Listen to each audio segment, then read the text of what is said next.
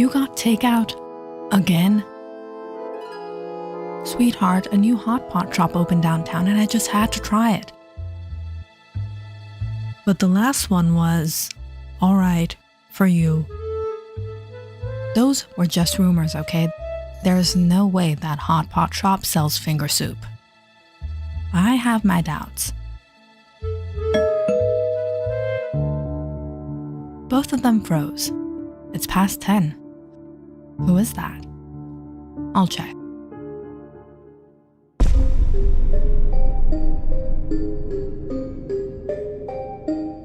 What is she doing here? Ron walked to the front door and opened it. Standing outside was his mother, Gilda. My baby boy. Mom?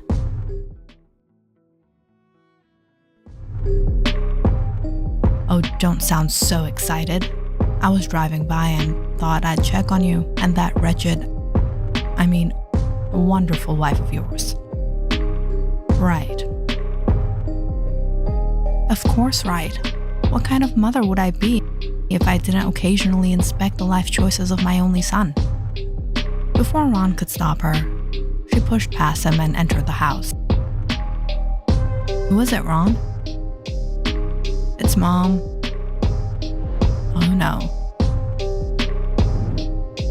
Gilda immediately began wandering around the house. She inspected the shelves, the living room, the kitchen counters, even the refrigerator. Eventually, she reached the dining table. Her eyes landed on the takeout containers. Oh, takeout. A real wife cooks from scratch every night. Ron stepped in front of her. Come on. You never cooked when I was growing up. Dad did everything. Oh, Ronald. Your father cooked because I allowed him to feel useful. What? Your father made dinner. I made decisions. That's called leadership. That's not what happened. No, she pointed at Gina. At least, I had enough influence over my husband that he listened to me. This one can't even convince you to eat at home. Mom. You know what's funny? Every time you defend her, you accidentally prove my point. Gina stared at the floor. She's got you arguing on her behalf because she can't even argue for herself.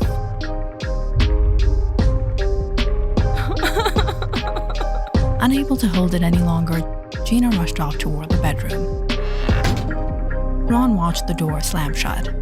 That was enough. If the only reason you come here is to insult my wife and make her cry, I'm gonna go no contact. No contact? Try me. Oh, Ronald, that's adorable. You'll be back. Because deep down, you know I'm always right. And when this little fantasy marriage starts falling apart, you'll come running back to Mommy for advice. Just leave. Just leave. We'll see.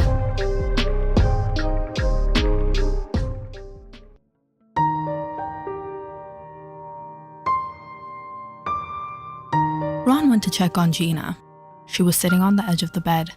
She tried to wipe her face quickly, like she didn't want him to see her like this. Ron and Gina had met back in college. It started like most things do. A shared class, a shared coffee run, then suddenly shared weekends. 3 years later, they found themselves in Las Vegas on what was supposed to be a short trip. Some called it spontaneous.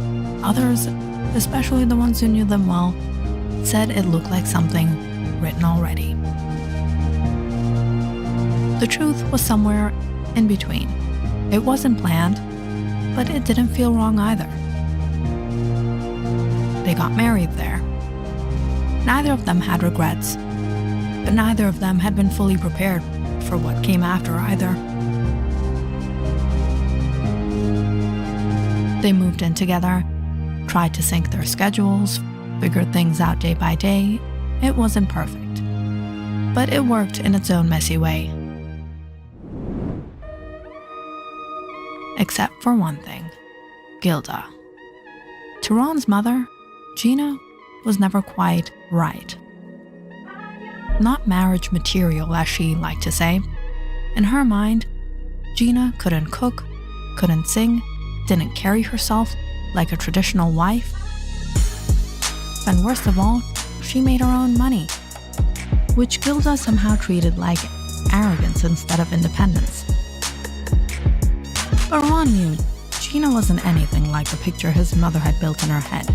The version of her didn't exist anywhere, except in Gilda's opinions. What Gilda really hated wasn't Gina.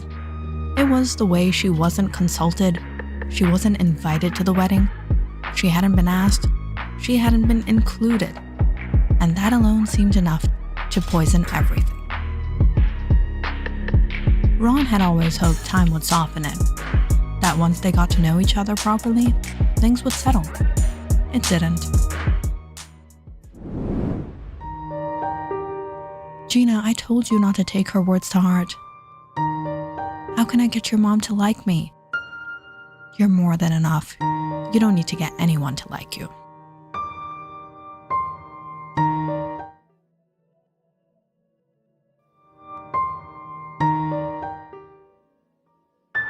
That night, Ron lay awake for a long time. The way things were going, he was seriously considering going no contact. It didn't feel dramatic anymore. It felt unnecessary. The next morning, Gina was smiling again, like nothing had happened. So he left for work, holding on to that small bit of relief. But it didn't last. That afternoon, when he came back home,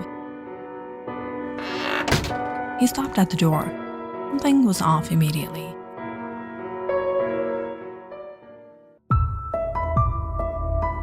Every counter was covered in homemade dishes. At the dining table, Gilda sat like she owned the place. Now this is what you call cooking. This one, 7 out of 10. This one needs more salt. This one's surprisingly acceptable. Ron already knew this was another setup, another way to make a point. Mom, I told you, if you came here to cause trouble, don't come at all. Before he could say more, Gina rushed out from the kitchen. Ron, stop, you're misunderstanding. What? We've been cooking together all day. What? And guess what? What? I think she's starting to like me. Ron looked between them. Hearing that kind of made his skin crawl a little. She invited me on a wellness retreat she's taking to Mexico. A wellness retreat. I think we could even watch a World Cup match there. It's going to be amazing. Come here, both of you. Something wasn't right, but Gina looked happy. Eventually, after enough reassurance from Gina and enough strangely calm persuasion from Gilda, Ron gave in. If this was really just a retreat, maybe he was overthinking it. A few days later, Gina packed her best clothes, and then they were gone. Ron stood there watching until the car disappeared down the street.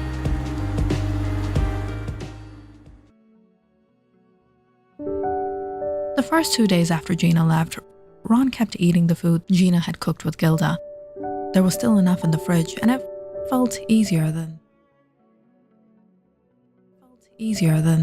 thinking about anything else. But by the third day, everything ran out. He stood in the kitchen for a long time, staring at the empty containers.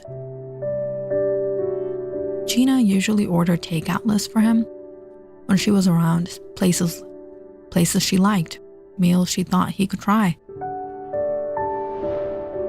But honestly, he never enjoyed them. He only ate them because she liked the idea of eating there. That night, he gave up on the idea of ordering anything at all. Instead, he walked to the nearby pizzeria.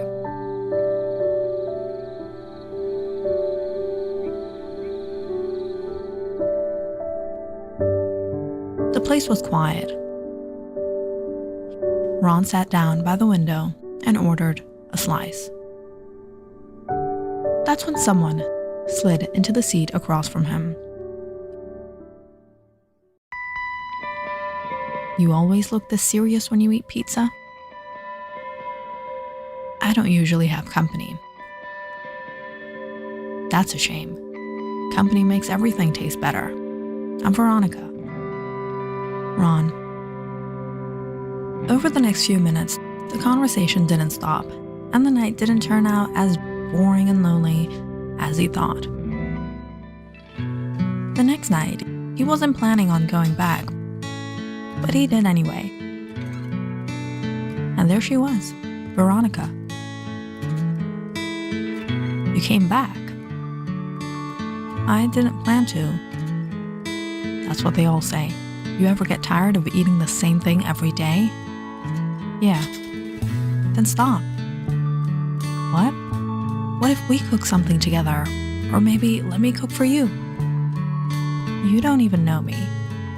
"I know enough. And come on, brighten up, have some fun." On Veronica's insistence, they left the pizzeria together. They went home together, and for the first time in a long time, dinner wasn't something he was just surviving. It was something happening. From that night on, Veronica started showing up every other evening. Sometimes with groceries, sometimes with nothing but a smile, and somehow 2 weeks passed like that without Ron noticing. On the final night, Ron sat across from her longer than usual. He wasn't sure how to say it.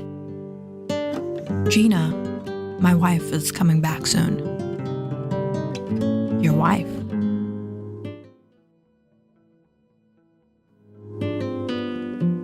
"I don't think she'd like this." "I guess it's time for me to go then, but if you ever want, call me." With that, Veronica just left. No questions asked. What just happened?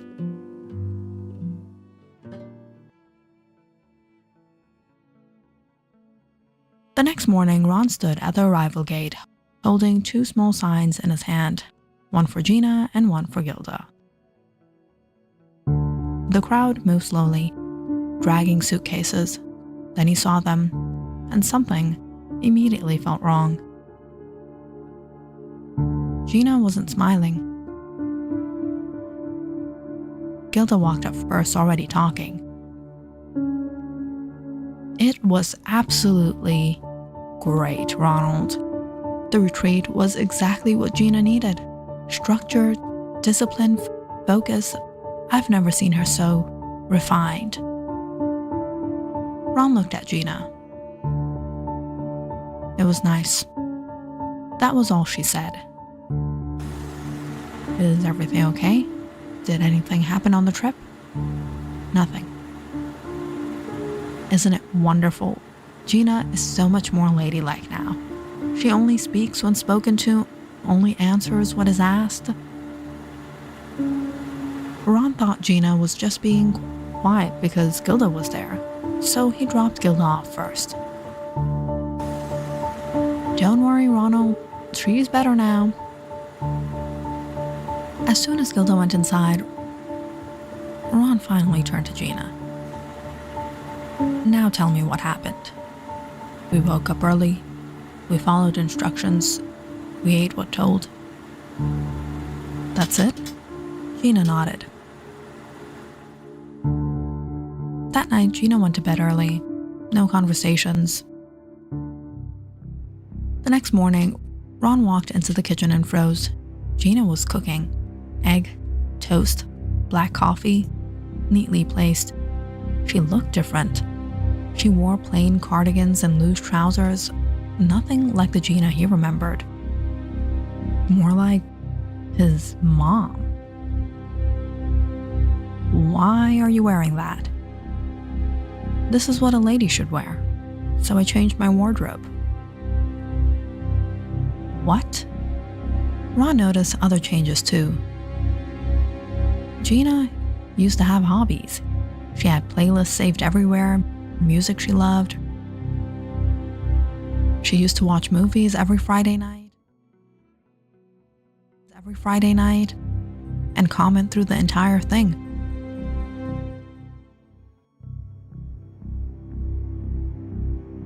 He came home one evening and found her already in bed at 7 p.m. Another night, she was listening to opera. Opera? Since when? And worse than anything, there was no spark. Ron finally couldn't hold it in. What is going on with you? We haven't even spent a night together since you returned. You're always sleeping. You and I don't need to share nights, unless we're having children. What are you talking about? I have to go to bed. That night, Ron couldn't sleep. The next day, he decided he needed answers, and for the first time since the trip, he went back to his mother's place.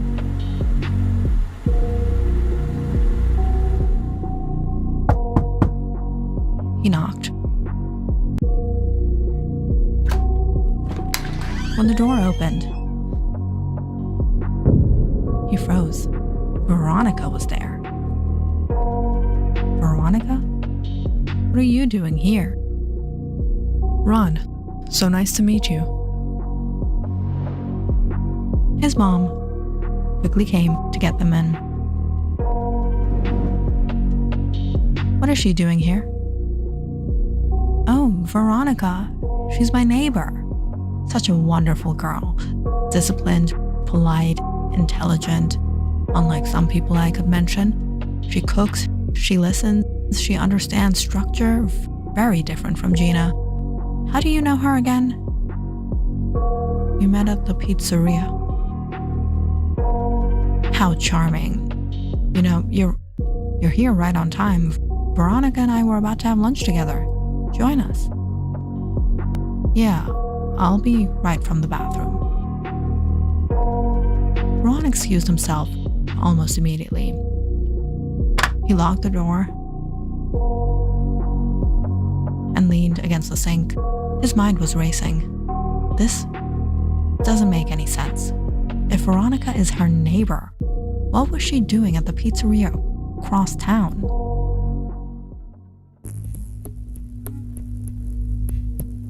He left the bathroom quietly. Instead of going back to the living room, he slipped into Gilda's bedroom.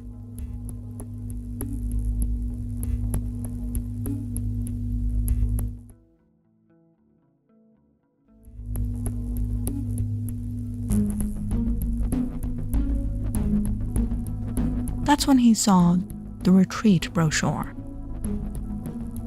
The Mexico trip. What the hell is this? Inside the folder was a QR code. Ron scanned it. The screen loaded, and a video ad began to play. Did your son marry a monster? Does she ignore your advice? Has your son suddenly stopped returning your calls and started calling her instead? Are family dinners no longer centered around your opinion? Then you may be experiencing daughter-in-law disruption syndrome. I just wanted respect, and suddenly she thinks she's the main character? But don't worry, at the DIL re-education program, we restore balance, because Mother knows best. Yes, I understand.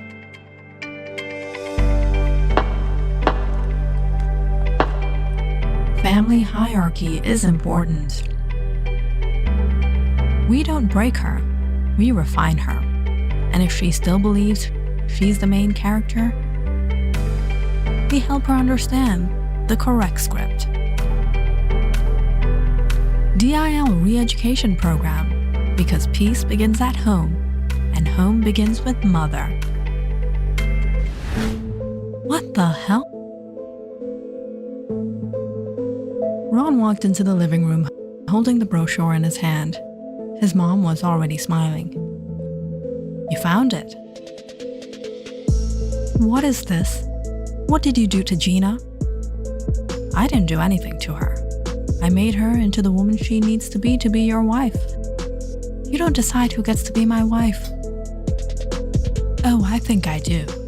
You think Veronica was random? She was a demonstration. A what? A taste. A preview of what a real life behaves like when properly aligned. You are insane. Am I? Tell me the truth, Ronald. You didn't hate it.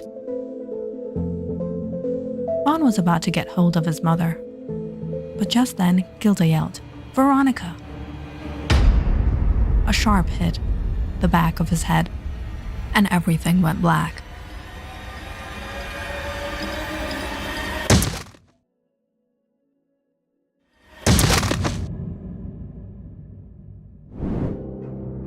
Veronica stood behind him, right on time. So what now? Maybe we take him to another re-education program? Oh, sweetheart, I knew you were the perfect daughter-in-law.